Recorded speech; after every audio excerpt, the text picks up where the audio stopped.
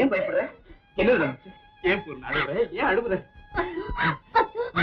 உங்களை எல்லாம் விட்டுட்டு நான் அக்கா போன இடத்துக்கு போயிடுவேன். அப்படிலாம் சொன்னாரு, அப்படி சொன்னாரு.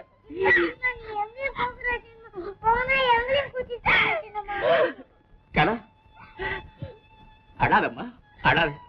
சின்னம்மா நம்ம விட்டு எங்கேயுமே போக மாட்டா, எப்பவும் நம்ம கூடயே தான் இருப்பா. இல்ல இல்ல, நான் பிழைக்கவே மாட்டேன். ஐயோ பூரணம், நீ அப்படி சொன்னாரு. குழந்தைகளின் முகத்துக்காகவாவது கடவுள் உன்னை காப்பாற்றுவார். இல்ல, என்னை யாராலையும் காப்பாற்ற முடியாது. எனக்கு கல்யாணமே நடந்திருக்க கூடாது.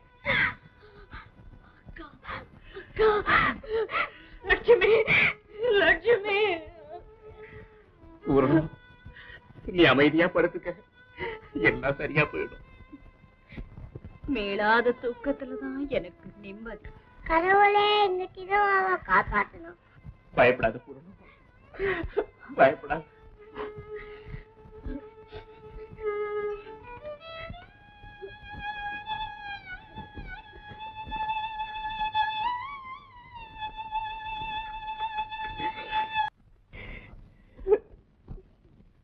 தங்கம், தங்கம், ஐயோ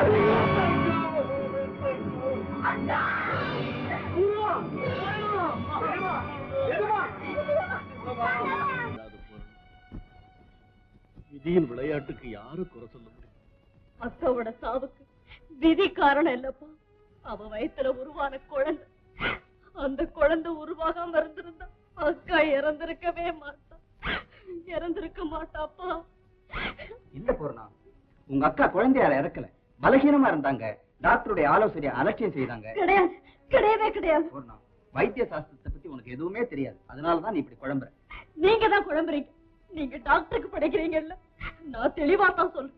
எங்க அக்கா இறந்ததுக்கு காரணம் குழந்தைதான், குழந்தைதான் காரணம். குழந்தைகளா நீங்க உயிரை கொல்ல வந்தவங்க. என்ன குழந்தைகிட்ட நீ இவ்வளவு முரட்டுத்தனமா நடந்துக்கவே நான் எதிர்பார்க்கவே இல்லை. ஆமா, எனக்கு குழந்தைங்க மேல ஆசை இல்ல, அன்பு இல்ல, குழந்தைங்களை நான் விரும்பவே இல்ல. போதுமா? பூர்ணா, அவளை தடுக்காத கனகசது. அவ ஆசை தீர பேசட்டும், நல்லா பேசட்டும். பேசம்மா. அப்பா, அப்பா, அப்பா, என்ன மன்னிச்சிருங்கப்பா, என்ன மன்னிச்சிருங்க. என் மனசே சரியில்லை, என்ன தனியா இருக்க விடுங்க. பசுபதி, எங்க வீட்டுல இருந்த ஆனந்தம், அமைதி எல்லாமே என்னால அடிச்சு போச்சு. இவ்வளவு குடும்பங்களுக்கு நான் தான் காரணம். பசுபதி, பாமா, நான் வீட்டை விட்டு போனாதான் தாயை இழந்த என் குழந்தைகளுக்கு பூர்ணத்துடைய முழு அன்பு கிடைக்கும். பசுபதி, பூர்ணத்தை தவறா நினைக்காது. அவன் மனசு எனக்கு தெரியும். நம்ம எல்லாத்து மேலையும் அவளுக்கு நீங்காத அன்பு உண்டு. எனக்கு தெரியும். அன்பு நினைக்கணுங்கிறதுக்காகத்தான் நான் வீட்டை விட்டு போகணும்னு துடிக்கிறேன். பசுபதி, பசுபதி. கவலைப்படாதீங்க. பசுபதி கொஞ்ச நாளைக்கு இங்க இல்லைன்னா பூர்ணத்தின் மனசு மாறும். போதும் அத்தா, போதும். வேணும், நான் ஆத்திரம் தீர என்ன அடிச்சிடுங்க. ஏன் இப்படி நான் நினைச்சு கூட பார்க்காத ஒண்ணு சொல்றீங்க? நான் நினைச்சு பாக்குறேன், நீ என்ன நினைச்சு பார்க்க வைக்கிறேன். ஆமா, உன்னை வச்சுக்கிட்டு தானே டான்ஸ் போலான்னு சொன்னேன். ஆமா சொன்னீங்க. நீ இருந்தியா? அத்தா, நான் கேட்கறதுக்கு பதில். நான் சொல்றேன். அக்கா இருக்கிறேன்னு தான் சொன்னா, நான் தான் வற்புறுத்தி டாக்டர் கிட்ட அழைச்சிக்கிட்டு போனேன். டாக்டர் மாட்டியா? ஏன்?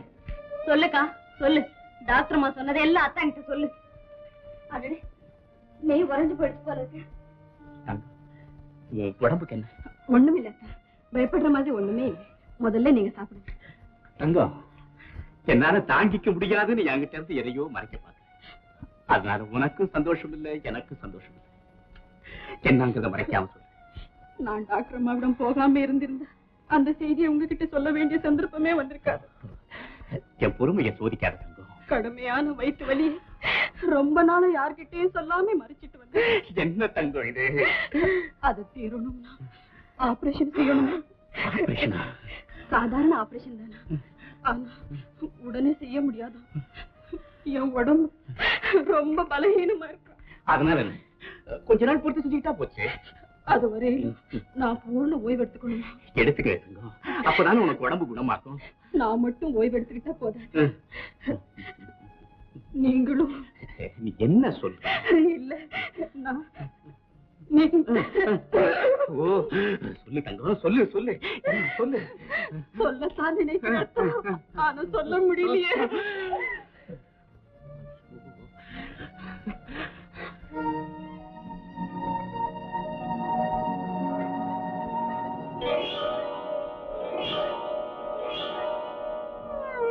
தங்கம், நீ சொல்ல வேண்டாம், நானே சொல்றேன். ஆபரேஷன் ஆகி உன் உடம்பு குணமாகிற வரைக்கும் நம்ம 2 பேரும் கணவன் மனைவிங்கிற உறவை மறந்து இருக்கும். கொஞ்ச நாளைக்கு நீயும் நானும் விலகி இருந்தா சரியா போயிடும். அப்படி நான் சொல்லல, டாக்டர் அம்மா தான் சொன்னாங்க. தங்கம், அத்தா, என் மேல உங்களுக்கு கோபம் இல்லையே? நான் மனுஷன்தான், மிருகம் இல்லை. ஏதோ உணர்ச்சி வசப்பட்டவனா இருக்கலாம். ஆனா உன் சுக துக்கங்கள்ல அக்கறை இல்லாதவன் மட்டும் நினைச்சிடாது. ஐயோ, நான் உங்களை அப்படி நினைக்கவே இல்லை. தங்கம், குடும்ப விளக்கு அடைக்கும் பாவியா மட்டும் ஒருபோது இருக்கும். அத்தா,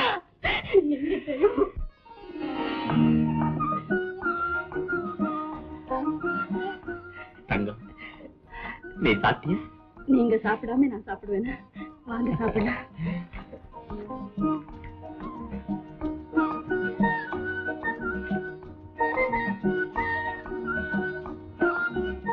பூர்ணம், நெய் உருகிடுச்சா? நெஞ்சே உருகிடுச்சுக்கா. அக்கா, நெய் உட்காருக்கா, நானே சாப்பாடு போடுறேன். உட்காருங்க, உட்காரு. ஏன் திகைக்கிற? கனக சபையை சந்திச்சதால உன் நெஞ்சத்துல காதல் தீ மூண்டுடுச்சா? கல்யாண ஆசை மலர்ந்துருச்சா? வேண்டாத கற்பனையால் உன் வாழ்வுக்கே நீ முடிவு அடிக்க போகிறாயா? வேண்டாம், எனக்கு கல்யாணமே வேண்டாம். நீ இந்த இடத்தை விட்டு போயிடு, போயிடு. நீங்களா? இது என்ன பூர்ணா? எனக்கு ஒரே குழப்பமா இருக்கு. ஏன்? எனக்கு எதுவுமே கேட்காதீங்க. இதை விட நேரடியா நீ வராதன்னு சொல்லிருக்கலாம். இல்லைங்க. பின்ன என்ன? என்ன எதுவுமே கேட்காதீங்கன்னா உன்னை கேட்க நான் யாருன்னு தானே அர்த்தம். ஏன் இப்படி கற்பனை செய்துகிட்டு பேசுறீங்க? நான் ஒண்ணு உங்களை அப்படி நினைக்கிறேன். அப்படின்னா குழப்பத்துக்கு காரணத்தை சொல்லு, என்னால முடிஞ்சா உன்னை அதுல இருந்து விடுவிக்கிறேன். ஒரு பெண்ணுக்கு வாழ்க்கையில தேவையானது எது? கண் நிறைஞ்ச கணவன். கல்யாணம் செய்துகிட்டு தான் ஒரு பெண் வாழணுமா? ஏ, கன்னியாவே இருக்க முடியாதா? முடியுமா முடியாதாங்கிறதுல பிரச்சனை. உன்னால அப்படி இருக்க முடியுமா? ஐயோ, இந்த கேள்விக்கு பதில தேடித்தானே நான் அலையறேன். அதே கேள்வியை என்கிட்டயே கேக்குறீங்களே. அப்படின்னா நீ கல்யாணத்தை அடியோட வெறுக்கிறியா? இல்ல. இல்லனா விரும்புறியா? விரும்பவும் இல்ல, வெறுக்கவும் இல்ல, குழம்புற. இதுக்கு பேரு குழப்பம் இல்ல, பயம். ஆமா, கல்யாணத்தை நினைச்சா உண்மையிலே பயமாத்தான் இருக்கு. அடடே, இது என்ன ஆல்பம்? இத்தனை நாள நீ என்கிட்ட காட்டவே இல்லையே. இந்த போட்டோக்கள் எல்லாம் ஒட்டிட்டு காட்டலாம்னு இருந்தேன். இது உங்க அப்பாவா? சின்ன வயசுல ரொம்ப நல்லா இருந்திருக்காரு. ஆமா, இப்ப எப்படி உருமாறி போயிட்டாரு பாத்தீங்களா? ஒரு நாள் காலம் மனுஷன் உடம்ப மட்டும் இல்ல, உள்ளத்தையே மாத்திடும். இந்த குழந்தை யாரு? உங்க அக்காவா? நான் தான். பக்கத்துல இருக்கிறது? அதுதான் லட்சுமி அக்கா. ஆமா, யார் அந்த லட்சுமி அக்கா? அவளை பத்தி மட்டும் கேட்காதீங்க.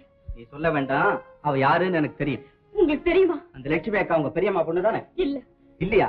நிச்சயமா அவங்க சொந்தக்கார பொண்ணு தான். இல்லவே இல்ல, அவ எங்க பக்கத்து வீட்டுக்கார பொண்ணு. ஆமாமா, அவ உங்க வீட்டுக்கு அடிக்கடி வருவா. உன்னை கண்டாலே அவளுக்கு பிடிக்காது. உன்னை அடிப்பா, திட்டுவா. கிடையவே கிடையாது. அவ என் மேல உயிரையே வச்சிருந்தா. இத நான் நம்ப மாட்டேன். உன் மேல உயிரையே வச்சிருந்த ஒருத்தி பேரை கேட்டு நீ ஏன் இப்படி நடுங்குற? ஐயோ, அவ பேரை கேட்டு நான் நடுங்குறேன். அவளுக்கு ஏற்பட்ட கோரமான முடிவை நினைச்சுதான் நடுங்குறேன். முடிவா? அப்படின்னா அவ செத்து போயிட்டாளா?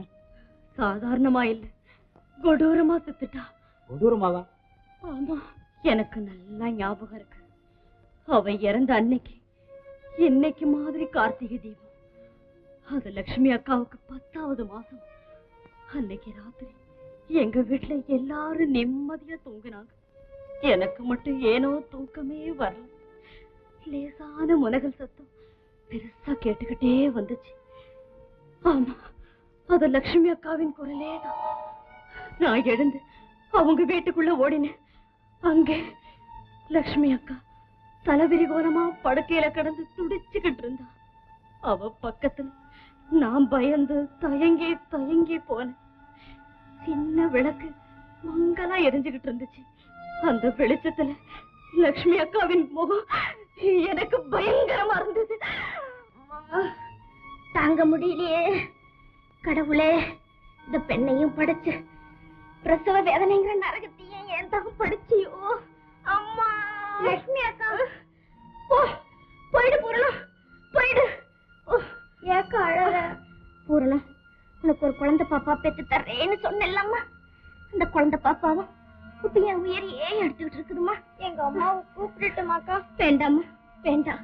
நீ வாழ போற பெண்ணு, நான் படுற வேதனை பார்க்காதம்மா. போயிடு போ.